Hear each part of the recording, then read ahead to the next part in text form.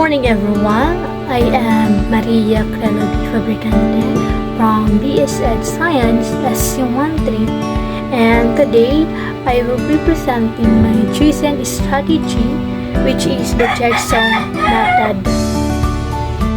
So first and foremost, what is the jigsaw method? The jigsaw method is a cooperative learning technique where students work in small groups and learn together.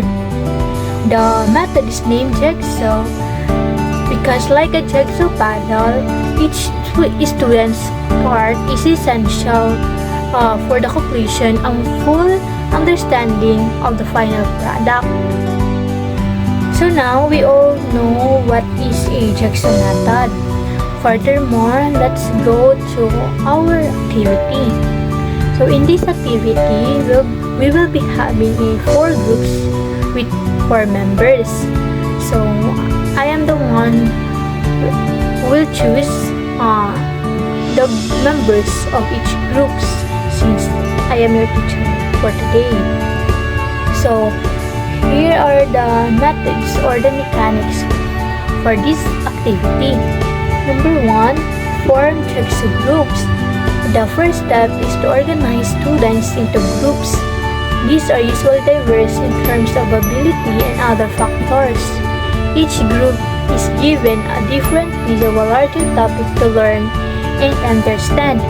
So later on, I will be giving each group a topic.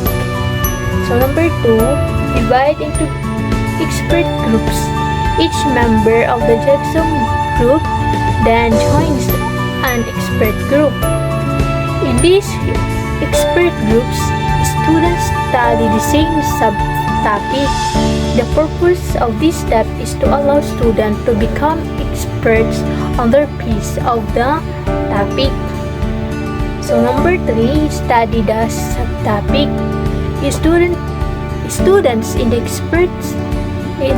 expert group work together to understand their piece of the topic.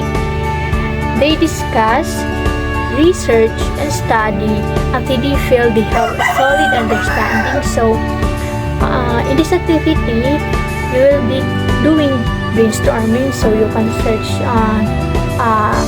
on the internet. So you can gain some information. Number 5, present to the group. Each student presents what they have learned to their group. The goal is for every member of the group to understand all pieces of the topic. Number 6, assessment. Finally, the teacher assesses the student's understanding of the entire topic. This can be done through a variety of methods, including quizzes, discussions, or projects. So since we're online, you can submit your work in the Google Classroom, since we will not having any more face-to-face classes. As I said earlier, I will give you a topic. So here is the topic. The water cycle, also known as the hydrological cycle, is the continuous movement of water on, above, and below the surface of the earth. It involves the processes of evaporation, condensation, precipitation, and transpiration. So since in the hydrological cycle there are 4 main concepts. So as I said earlier, I will